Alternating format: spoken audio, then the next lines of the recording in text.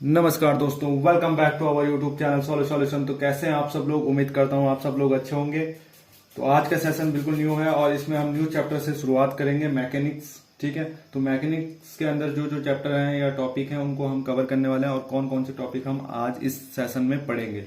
तो मैं बता दूं, जैसे ये आपका vector and gravitation field and potential है, ये इसको भी मैंने दो पार्ट में कवर किया है इस चैप्टर को। ठीक है, और कंजर्वेशन ऑफ एनर्जी है, ये भी आपका आज हो जाएगा इस सेशन में। Conservation of linear and angular momentum, ये भी सेशन में होगा। इलेक्ट्रोस्टैटिक्स, ये भी। ठीक है, बाकी के जो चैप्टर हैं, ये वाला जो है इसको मैंने दो पार्ट में डिवाइड किया है। ये पार्ट 1 हो गया आपका, पार्ट ए समझ सकते हैं इसको आप। और यहां से जो magnetism, properties of material, electromagnetic induction, Maxwell equations और इलेक्ट्रोमैग्नेटिक वेव प्रोपगेशन, तो ये पार्ट बी में आपका कवर हो जाएगा ये पूरा चैप्टर। ठीक है, तो मैकेनिक्स चैप्टर आपका इस तरीके से कंप्लीट होगा। तो आज पार्ट ए स्टार्ट करने वाले हैं हम। तो बिना टाइम वेस्ट किए इसको स्टार्ट करते हैं, वेक्टर से शुरुआत करते हैं। ठीक है, तो इसे रफ कर लेते हैं जल्दी से। तो सबसे पहले अगर मैकेनिक्स की बात करें, यांत्रिकी की अगर हम बात करते हैं, तो यांत्रिकी भौतिकी विज्ञान की वह शाखा है। ठीक है, वह ब्रांच है ये, जिसमें क्या करते हैं, कोई भी पिंड है आपका, सपोज कोई पिंड है, तो इस पिंड पर आपको क्या करना है, मतलब बल लगाने पर या इसको विस्थापित करने, डिस्प्लेसमेंट करने पर, इस पर या हम तो बल लगाएंगे या तो इसको विस्थापित करेंगे, उनके व्यवहार का जो हम अध्ययन करते हैं वही हमारा यांत्रिकी है। ठीक है, तो यांत्रिकी के अंतर्गत सबसे पहला टॉपिक था हमारा वेक्टर। तो वेक्टर से शुरुआत करते हैं, इसको रफ करते हैं। तो वेक्टर समझ लेते हैं, वेक्टर क्या होता है। ठीक है, तो वेक्टर को हम बोलते हैं हिंदी में सदिश। क्या बोलते हैं? सदिश। तो वे भौतिक राशियां जिसमें क्या होता है, दो चीजें होती हैं हमेशा वेक्टर्स में। एक तो होता है मैग्नीट्यूड, मैग्नीट्यूड प्लस डायरेक्शन। ठीक है,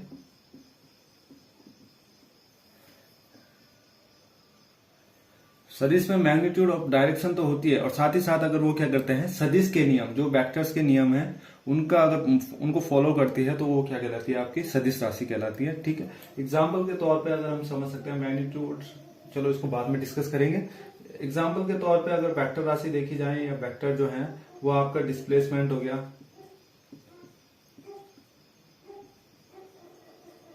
ठीक है, विस्थापन हो गया आपका, वेग हो सकता है आपका वेलोसिटी, वेलोसिटी, ठीक है, त्वरण हो सकता है एक्सीलरेशन, ठीक है, और संवेग हुआ, फोर्स हुआ, बल हुआ, आपका फोर्स भी कह सकते हैं। ठीक है, आप एक भार, बल आघूर्ण। ठीक है, तो ये चीजें क्या है, आपकी सदिश राशि है।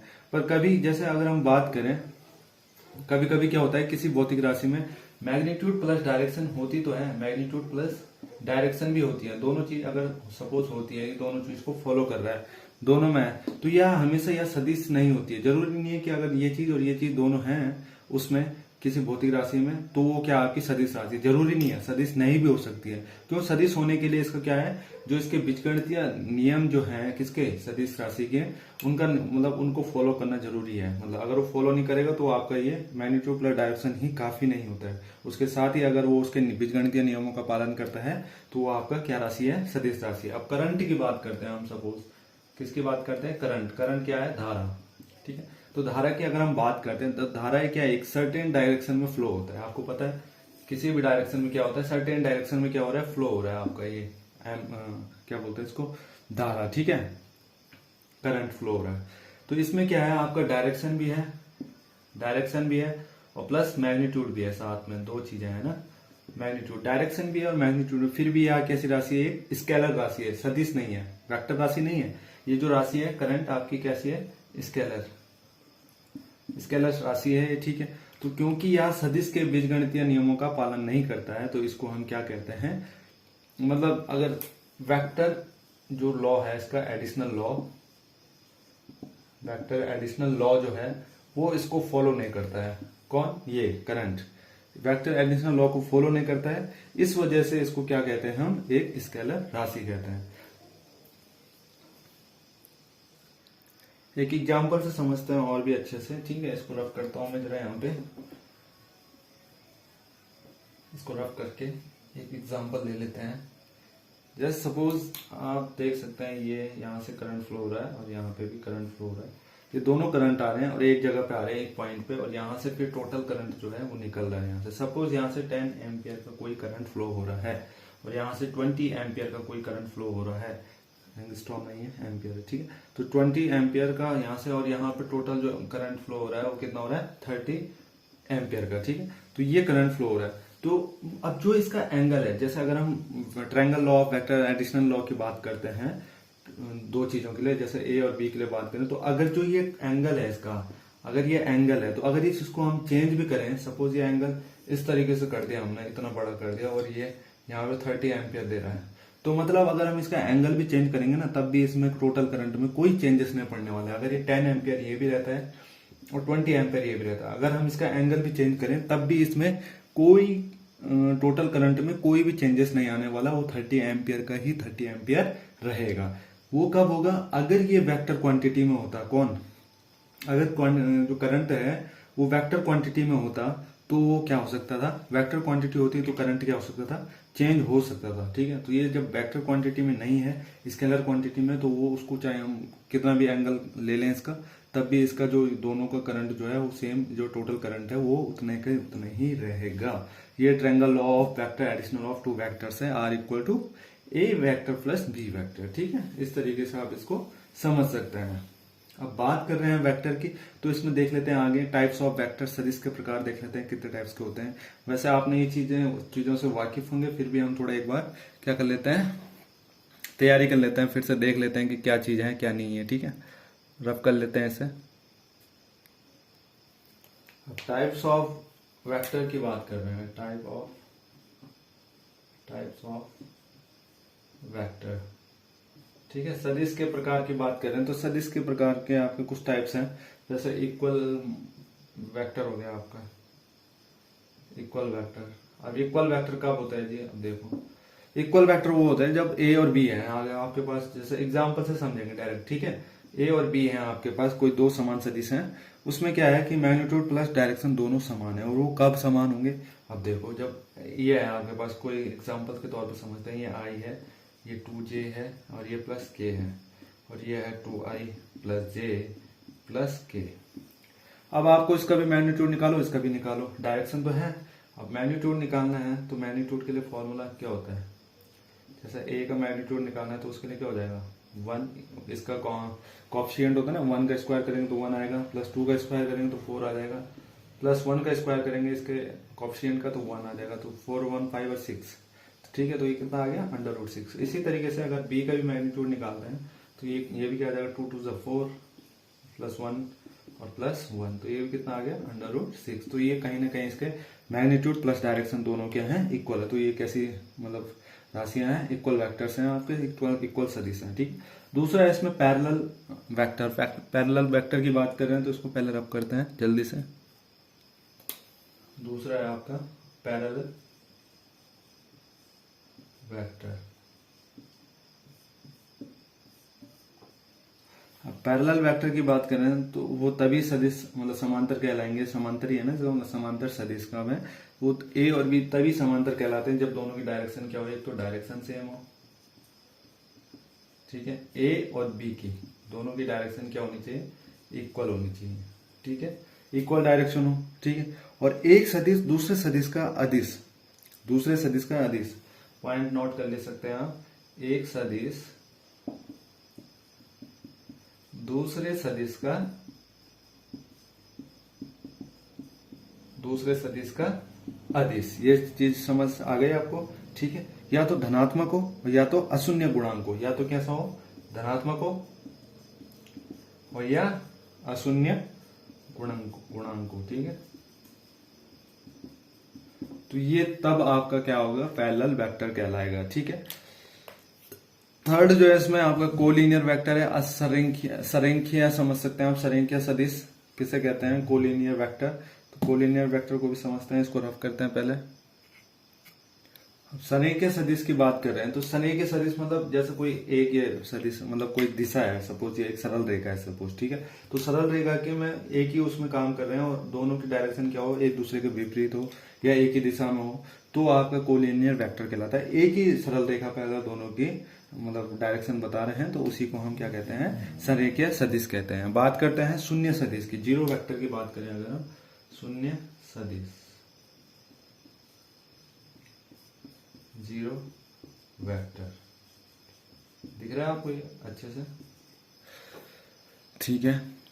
शून्य सदिश की अगर हम बात करें तो वह सदिश जिसका मैग्नीट्यूड क्या होता है, हमेशा शून्य हो या दिशा ज्ञात ना हो तो शून्य सदिश कहलाता है। ठीक है, अगर उसकी डायरेक्शन नहीं है आपके पास, और डायरेक्शन के साथ साथ अगर उसका मैग्नीट्यूड भी अगर शून्य आ रहा है या जीरो आ रहा है, तो वो आपका कैसा वेक्टर कहलाएगा, जीरो वेक्टर कहलाएगा। ठीक, बात करते हैं जो इंपॉर्टेंट चीज है इसमें, यूनिट वेक्टर। यूनिट वेक्टर का जो फॉर्मूला है, यूनिट वेक्टर लिख लेते हैं, यूनिट वेक्टर, इकाई सदिश जिसे हम बोलते हैं। ठीक है, इकाई सदिश के लिए फॉर्मूला होता है आपका a cap equal to a vector upon mod a. ये फॉर्मूला होता है a cap equal to a vector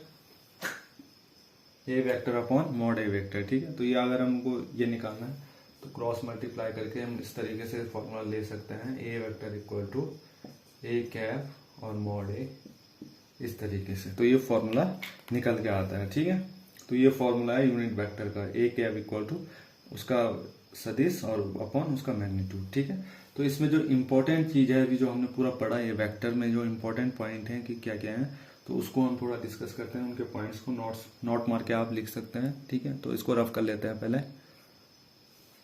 तो नोट मार के आपके इसके इंपॉर्टेंट जो पॉइंट है वो लिख सकते हैं, नोट। ठीक है, तो जैसे आई डॉट अगर आई हुआ, या जे डॉट जे हुआ, या के डॉट के हुआ, कैप भी आप लगा सकते हैं ऊपर से। ठीक है, तो इसकी जो वैल्यू होगी वो हमेशा 1 होती है। अगर अपोजिट में होता है आई डॉट जे होता है, या जे डॉट के होता है, या के डॉट आई होता है, तो इसकी वैल्यू हमेशा 0 होती है।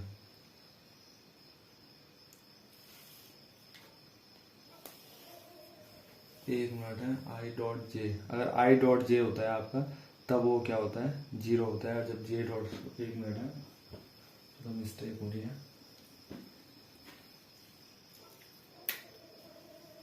अगर आई और जे है आपके पास, अगर इस तरीके से, तब तो उसकी वैल्यू के होगी। ठीक है, और अगर आपके पास जे क्रॉस के है, ठीक है, तब आपके पास वैल्यू जो होगी वो आई होगी।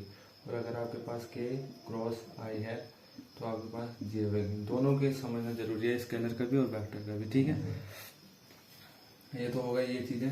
और अगर आई डॉट आई क्रॉस आई में है बराबर जे क्रॉस जे में है बराबर के क्रॉस के में है, तो उसकी वैल्यू हमेशा 0 होगी। ये चीजें आपको ध्यान रखनी है। ठीक है, और जैसे कोलिनियर का तो हो चुका है हमारा, कोलिनियर वेक्टर आप समझ चुके होंगे। ठीक है,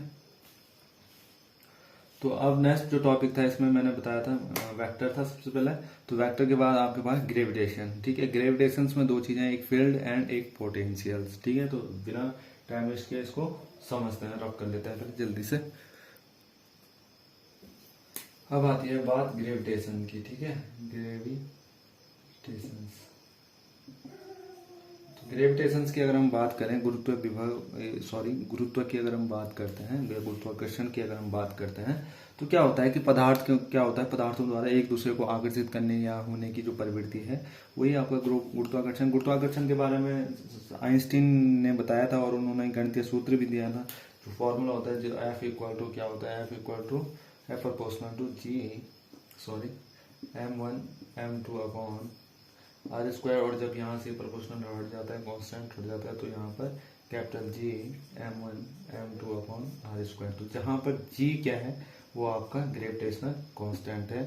ठीक है, ग्रेविटेशनल कांस्टेंट बोल सकते हैं इसको। ठीक है, तो आपका जो कैपिटल जी जो है वो आपका ये है, और कैपिटल जी की जो वैल्यू होती है वो होती है 6.67 × 10⁻11 न्यूटन। ठीक है, न्यूटन मीटर स्क्वायर पर केजी स्क्वायर, ये होता है इसका। ठीक है, तो ये मात्रक होता है इसका। ठीक है, इतना आपको समझ आ गया होगा। तो जब 2 पिंडों पे, ये 2 पिंड है m1 और m2, ठीक है, और इसमें r दूरी पर स्थित है। कितने दूरी पर? r दूरी पर स्थित है। तो इसके बेसिस पे ये फॉर्मूला निकाला गया था।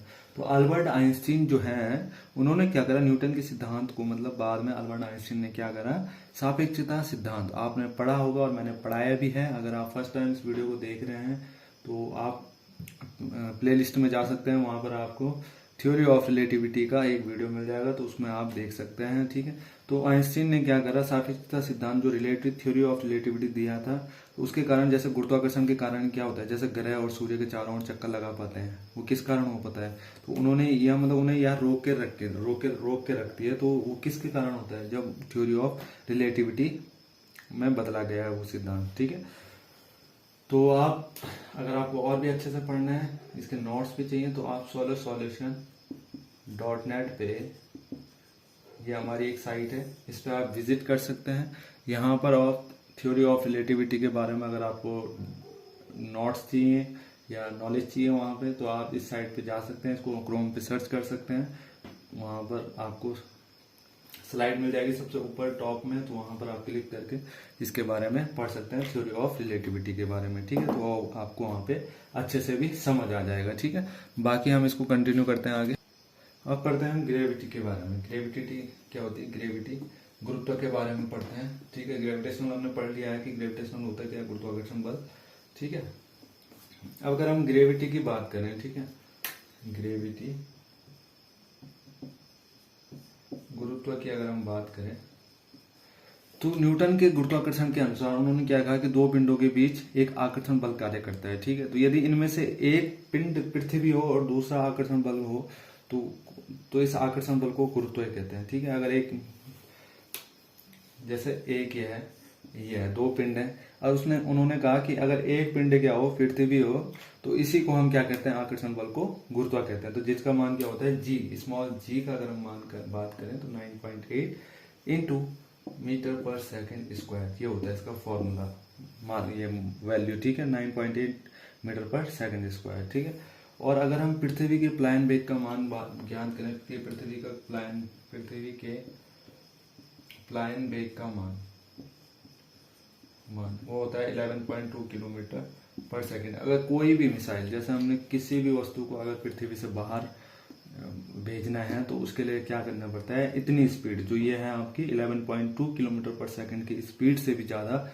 स्पीड होनी चाहिए जिस पिंड को हम पृथ्वी से बाहर फेंक रहे हैं, तो तभी वापस नहीं आ पाएगा। अगर इससे भी कम स्पीड में होगा तो वो क्या है, गुरुत्वाकर्षण बल के कारण क्या हो जाएगा, फिर से पुनः पृथ्वी में वापस आएगा। ठीक है, तो इतनी स्पीड से भी अधिक किसी वस्तु को पृथ्वी से बाहर तभी फेंकते हैं जब इतनी स्पीड से उसकी अधिक स्पीड हो। ठीक है, 11.2 किलोमीटर पर सेकंड। अगर हम मिसाइल्स भी भेज रहे हैं तो 11.2 किलोमीटर पर सेकंड की अधिक स्पीड होनी चाहिए। ठीक है, तो ये होता है गुरुत्व, जिस स्मॉल जी की वैल्यू ये होती है। ठीक है, अब बात करते हैं ग्रेविटेशनल फील्ड की बात करते हैं। दो चीजें हैं, एक फील्ड की है और एक पोटेंशियल की बात है। तो फील्ड की बात सबसे पहले समझते हैं, तो पहले इसको क्लियर कर लेते हैं, रफ करते हैं जल्दी से।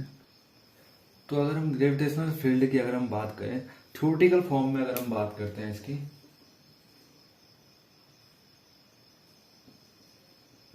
थ्योरेटिकल फॉर्म में अगर हम ग्रेविटेशनल फील्ड की बात करते हैं, तो गुरुत्वाकर्षण की जो क्षेत्र है या ग्रेविटेशनल जो फील्ड है, वो कहीं ना कहीं उसकी जो प्रास होती है, उसकी एरिया होता है, वो क्या होता है, अनंत होता है। ठीक है, तो अनंत होता है, लेकिन प्रैक्टिकल फॉर्म में, ये तो थ्योरेटिकल फॉर्म में उसकी जो प्रास है, ठीक है, रेंज जो है इनकी, वो क्या है थ्योरेटिकल फॉर्म में अनंत है। बट अगर हम प्रैक्टिकली अगर हम बात करते हैं, तो इसकी रेंज जो हो जाती है वो कहीं ना कहीं हो जाती है, क्षीण हो जाती है। और क्षीण हो जाती है क्यों, लेकिन मतलब अगर हम प्रैक्टिकल में अगर उसकी बात करें, तो किसी विशिष्ट सीमा के पश्चात, कोई एक विशिष्ट सीमा होगी, उसके पश्चात जो उसकी रेंज होगी या उसकी एरिया होगा, वो कहीं ना कहीं क्या हो जाता है, बहुत क्षीण हो जाता है।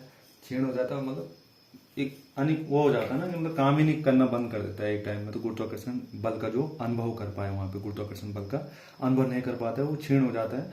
तो वो आपका किस में है, प्रैक्टिकली में है, तो उसका क्षीण हो जाता है। और अगर हम थ्योरेटिकली फॉर्म में देखें, तो उसकी जो रेंज है वो कहीं ना कहीं क्या है, अनंत बताई गई है। ठीक है, तो गुरुत्वाकर्षण क्षेत्र की अगर हम तीव्रता की बात करते हैं, इसको भी समझ लेते हैं। जब इतना पढ़ लिया है, तो क्षेत्र की अगर हम तीव्रता की अगर हम बात करें इसकी, ठीक है,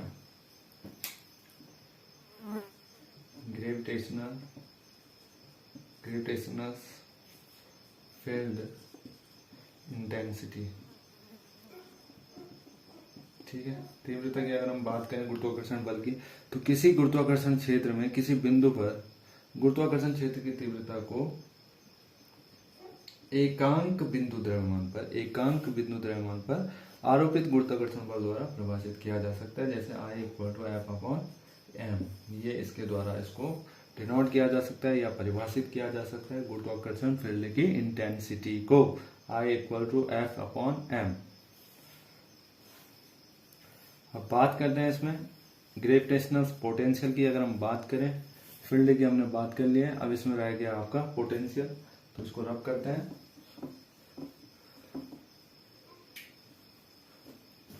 पोटेंशियल की बात कर रहे हैं, ग्रेविटेशनल पोटेंशियल। गुरुत्वाकर्षण विभव,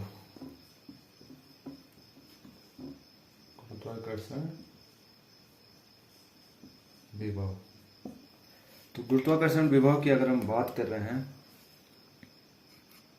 अब जैसे हम बात करें कि कोई द्रव्यमान है, ठीक है, किसी द्रव्यमान पिंड के चारों ओर कोई द्रव्यमान पिंड है, उसके चारों ओर क्या हो रहा है, गुरुत्वाकर्षण क्षेत्र को केवल गुरुत्वाकर्षण क्षेत्र की तीव्रता से ही ज्ञान किया जा सकता है। कोई पिंड है आपका, द्रव्यमान पिंड है आपका, ठीक है, तो इसके चारों ओर जो गुरुत्वाकर्षण क्षेत्र है उसको केवल गुरुत्वाकर्षण क्षेत्र इंटेंसिटी से ही व्यक्त नहीं किया जा सकता है, बल्कि एक अदिश फलन से भी उसको व्यक्त किया जा सकता है, जिसे हम क्या कहते हैं, gravitational potential.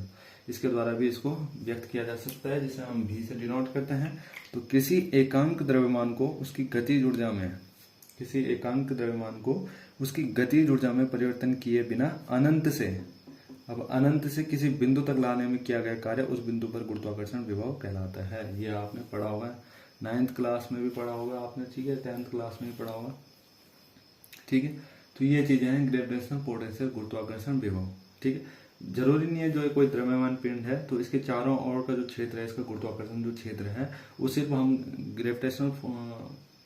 Gravitational field intensity से ही व्यक्त नहीं कर सकते हैं, बल्कि हम एक अदिश फलन से भी व्यक्त कर सकते हैं, जिसे हम क्या कहते हैं, ग्रेविटेशनल पोटेंशियल v से प्रदर्शित किया जा सकता है। इससे भी डिनोट कर सकते हैं जब किसी पिंड को क्या करते हैं, अनंत से लाते हैं और उस पर जो कार्य किया गया है, तो उसी को हम क्या करते हैं, गुरुत्वाकर्षण विभव कहते हैं, ठीक है। तो ये आपका कंप्लीट हो चुका है ग्रेविटेशनल पोटेंशियल में और फील्ड में, दोनों में, ठीक है। अब आपका थर्ड जो टॉपिक था वो था कंजर्वेशन ऑफ एनर्जी। आपने क्लास 9th में पढ़ा होगा ये टॉपिक, तो पहले इसे रफ कर लेते हैं।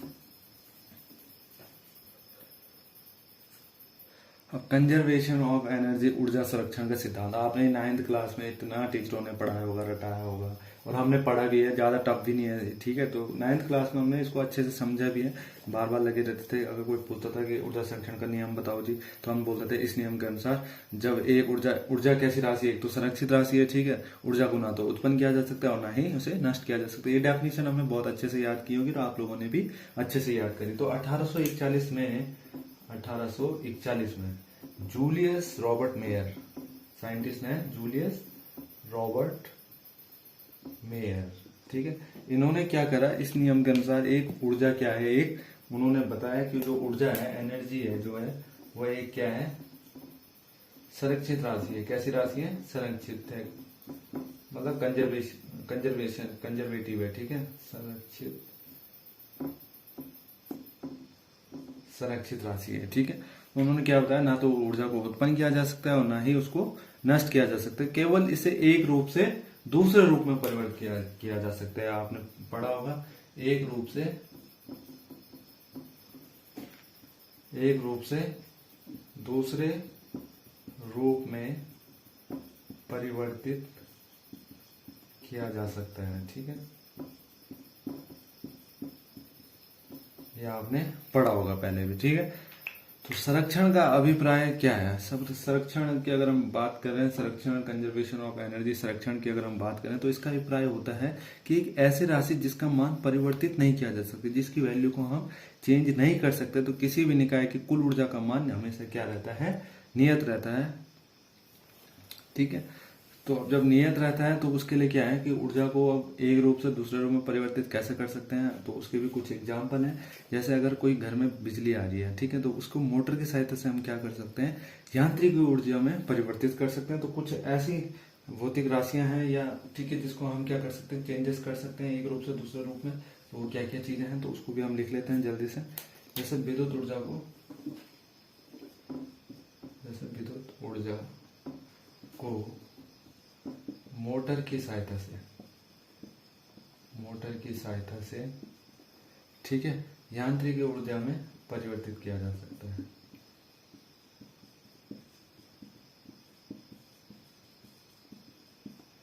एक तो ये हो गया, ठीक है।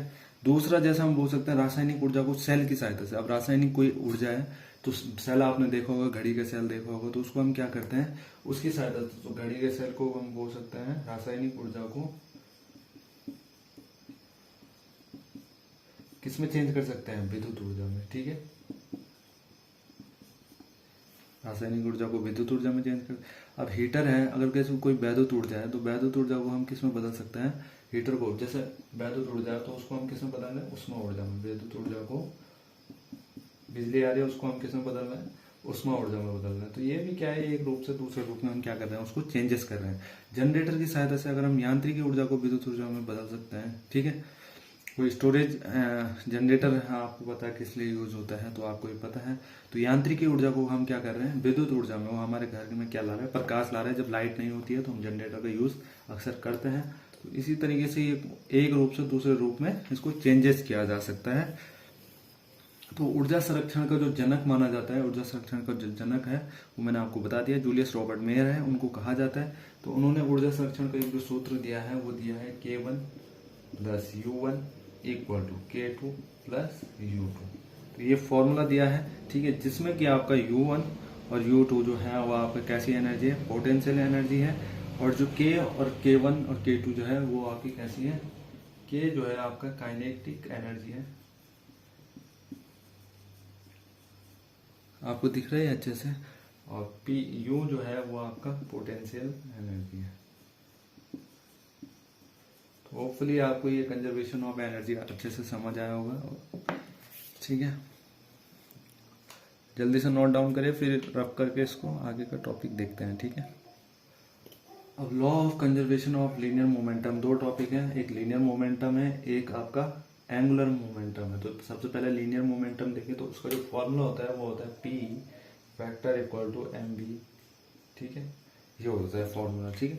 तो इसमें क्या है कि किसी भी क्षण किसी कण का रेखीय संवेग का जो मान होता है वो कण के द्रव्यमान और उस क्षण पर उसके वेग के गुणनफल के बराबर होता है। यही रेखीय संवेग का मतलब सूत्र है, और इसको P से डिनोट करते हैं, P द्वारा व्यक्त किया जाता है रेखीय संवेग को, ठीक है। और रेखीय संवेग में आपका ये रेखीय संवेग डिनोट कर रहे हैं मतलब momentum of the particle, linear momentum of the particle, और ये पार्टिकल मास और ये आपका पार्टिकल वेलोसिटी, ठीक है। तो रेखीय संवेग जो अगर लीनियर मोमेंटम की बात करें तो ये एक कैसी राशि है, वेक्टर राशि है, ठीक है, सदिश राशि है।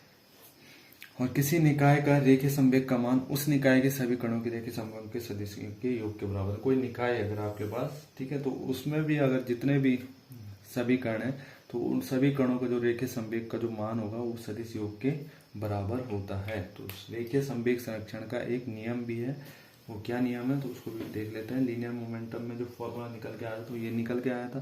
तो इसका जो SI मात्रक होता है वो होता है आपका kg मीटर पर सेकंड, ये होता है, ठीक है।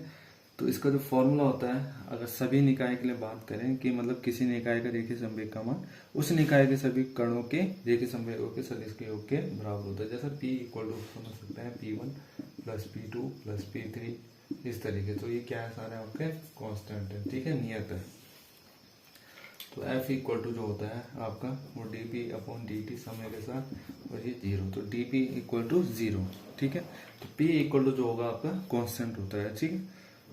तो अगर हम स्पेशल केसेस देखें, इसके स्पेशल केसेस क्या क्या हैं, स्पेशल केस से भी हम समझ सकते हैं। जैसे स्पेशल केस क्या हो गया, जैसे कोई दो भिन्न विभिन्न द्रव्यमानों वाली कोई दो वस्तुओं के संवेग क्या है, समान है, ठीक है। तो जो उसमें हल्की वस्तु का वेग होगा ना, वही आपका क्या होगा, अधिक होगा। अब जैसे P इक्वल टू, एक मिनट मार्कर चेंज कर लेते हैं, P इक्वल टू जो होगा वो होगा m1v1 equal to m2v2 equal to नियतांक। इतना समझ आ गया, ठीक है।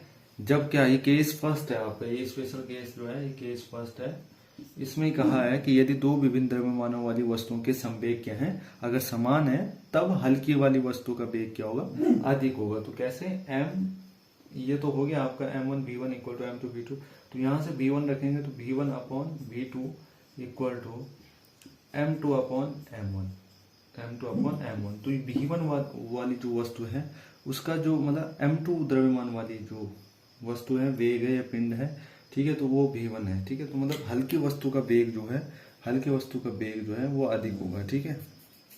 अब दूसरा केस है इसमें, केस सेकंड, इसको रफ करते हैं। केस सेकंड में क्या कहा गया है,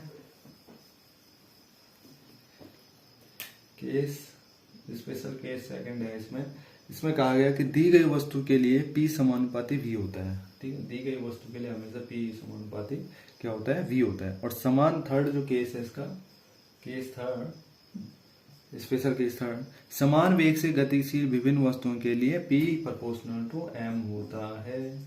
समान वेग से गतिशील विभिन्न वस्तुओं के लिए P प्रोपोर्शनल टू M होता है, ये आपको ध्यान रखना है। अगर जैसे हम समझते हैं एग्जाम्पल के तौर पे, आपने देखा होगा जब कोई बंदूक है आपके पास, ठीक है, तो जब बंदूक से गोली चलती है तब गोली आगे की ओर गति करती है, आपको पता है। सपोज ये कोई गन है आपके पास, ठीक है, तो ये गन है, यहां से अगर गोली चल रही है तो जब गोली चल रही है तो वो किसकी ओर गति करती है, आगे की ओर गति करती है गोली, ठीक है। जबकि बंदूक पीछे की ओर गति करती है। बंदूक जो होती है वो अपोजिट डायरेक्शन में, गोली अगर इधर जा रही है तो वो अपोजिट डायरेक्शन में काम करता है। तो गोली बंदूक निकाय को गोली चलने से पूर्व, अब गोली चलने से पहले, मतलब जब गोली नहीं चल रही थी तो उस समय संवेग क्या था आपका, शून्य था। और गोली चलने के बाद जो संवेग हुआ वो बंदूक के संवेग, मतलब गोली चलने के बाद जो है, वो गोली जब चली तो गोली चलने के बाद गोली का संवेग और बंदूक के संवेग के बराबर परंतु विपरीत दिशा में होती है। जितनी डायरेक्शन से स्पीड से ये जाएगा उतनी ही डायरेक्शन से इसने फोर्स पीछे की ओर लगाया, लेकिन विपरीत दिशा में लगाया, ठीक है। तो ये दोनों इसके जो संवेग होगा वो क्या होगा, इक्वल होगा। तो जिस कारण गोली बंदूक निकाय का संवेग अब भी शून्य ही बना रहता है। रॉकेट से भी आप इसको अच्छे से समझ सकते हैं, रॉकेट का एग्जांपल लेके, ठीक है। तो ये तो हुआ आपका law of conservation of linear momentum, ठीक है। अब एंगुलर मोमेंटम की अगर हम बात करें तो उसको भी समझते हैं, पहले इसको रफ कर लेते हैं जल्दी से। एंगुलर मोमेंटम की अगर हम बात करते हैं तो एंगुलर मोमेंट मतलब जब कोई पिंड क्या हो रहा है, किसी अक्ष के परिता, कोई अक्ष है,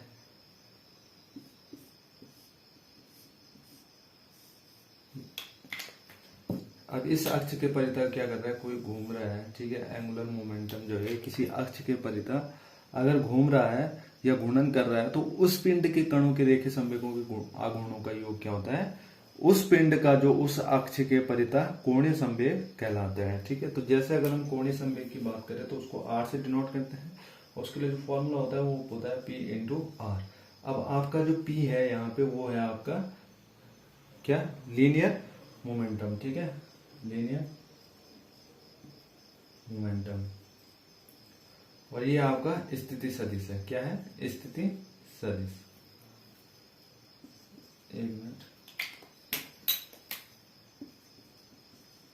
ये आपका R जो है यहाँ पे स्थिति सदिश है, ठीक है। तो ये अगर हम इसको इक्वेशन फर्स्ट मान लें, इसको इक्वेशन फर्स्ट मानते हैं तो हम जानते हैं कि P इक्वल टू क्या होता है, हमारे पास mb होता है, ठीक है। P इक्वल टू mb होता है, ये हमको पता है।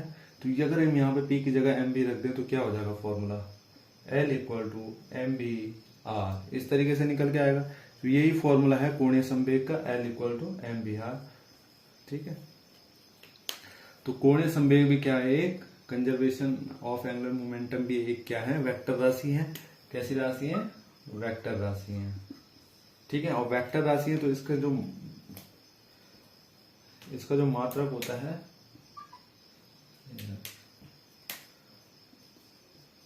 इसका जो मात्रक होता है वो होता है जूल सेकेंड, ठीक है। और अगर हम बीमा की बात करें, इसकी बीमा की बात करते हैं तो बीमा होती है ml स्क्वायर t माइनस 1, ये इसकी बीमा होती है, ये इसका मात्रक होता है, ठीक है। और ये इसका फॉर्मूला हो गया L equal to m b r, और वेक्टर राशि है, और ये L equal to p r, इस तरीके से। और हम इसको जानते हैं, we know that P equal to m b, तो then L equal to m b r, ठीक है। तो ये एंगुलर मोमेंटम हुआ आपका, ठीक है। अब बात करते हैं इसके एग्जाम्पल की। तो एग्जाम्पल से आप इसको और भी अच्छे से समझ सकते हैं। जैसे एक गोताखोर होता है किसी ऊंचाई से, अगर कोई, एक मिनट, तो इसमें एग्जाम्पल से समझ सकते हैं हम, जब कोई गोताखोर होता है ना, तो गोताखोर क्या होता है, किसी हाइट से, जैसे सपोज गोताखोर है, यहाँ पे कोई इंसान है, ठीक है, और इतनी हाइट से अगर ये पानी में क्या कर रहा है, ये पानी यहाँ पर, ठीक है, तो ये जब एक गोताखोर क्या करता है, किसी ऊंचाई से जल में अगर कूदता है, अगर ये यहाँ से यहाँ जंप मारे या कूदता है, तो वह अपने शरीर को सीधा नहीं रखता है, हमेशा इस तरीके से नहीं, अपनी बॉडी को ऐसे रखेगा, ऐसे सीधे जिस स्थिति में वो अभी है उसी स्थिति में नहीं आता है। तो क्या करता है कि बल्कि शरीर के केंद्र की ओर अपनी भुजाओं और पैरों को खींचता है।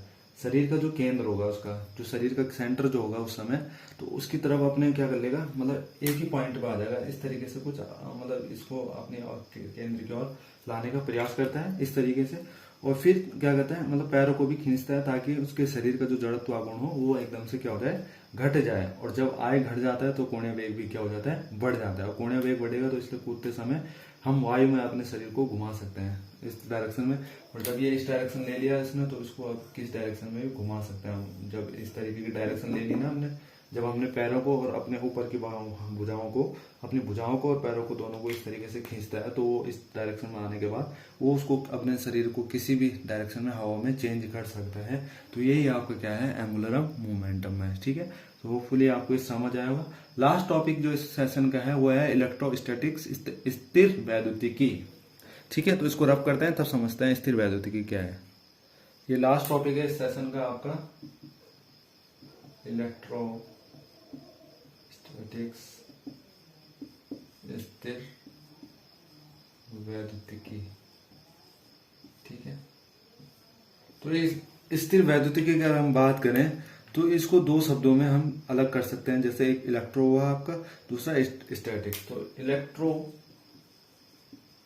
और दूसरा स्टैटिक्स। तो इलेक्ट्रो का अर्थ होता है आवेश, सिंपल सा है, ठीक है। तो ये आवेश हो गया और ये स्टैटिक्स का अर्थ हो गया स्थिर। तो अर्थात विज्ञान की वह शाखा जिसके अंतर्गत स्थिर वैद्युत आवेशों का या स्थिर आवेशों का अध्ययन किया जाता है, स्थिर वैद्युतिकी कहलाता है, ठीक है।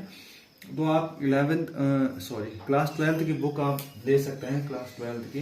तो क्लास 12 की बुक में आप इसका एक चैप्टर मिल जाएगा, उसमें आप गॉस का नियम पढ़ सकते हैं, आवेश का क्वांटीकरण पढ़ सकते हैं, कूलाम का नियम पढ़ सकते हैं, विद्युत आवेश पढ़ सकते हैं। इन चीजों से आप वाकिफ होंगे।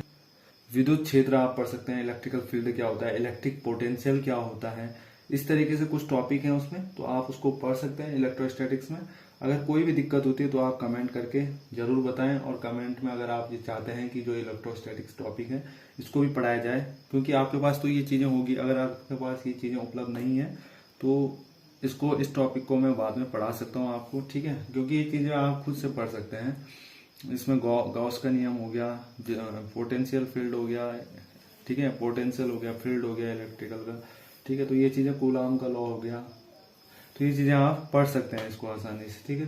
तो अगर आपको ये वीडियो पसंद आए हैं तो वीडियो को लाइक करें। और अगर आप इस चैनल को फर्स्ट टाइम विजिट कर रहे हैं इस चैनल पर, या इस वीडियो को फर्स्ट टाइम देख रहे हैं, तो हमारे चैनल को सब्सक्राइब करना ना भूलें। और साथ ही साथ बेल आइकन जरूर प्रेस करें, जिससे कि हमारी न्यू वीडियो का नोटिफिकेशन सबसे पहले आपको मिलते रहे। और आपको पता भी होगा कि आयोग के द्वारा जो अभी डेट कंफर्म हुई है वो 18 जुलाई कंफर्म हुई है। तो 18 जुलाई को भी आपका पेपर या एग्जाम हो सकता है IIT का। तो आप अपनी तैयारी में लगे रहें। जिस तरीके से आप अपनी तैयारी कर रहे हैं उसमें थोड़ा और बदलाव लाएं, जल्दी से और भी अच्छे से तैयारी करें। एग्जाम आपका कभी भी हो सकता है, ठीक है। तो मिलते हैं नेक्स्ट वीडियो में। Thank you so much, love you to all.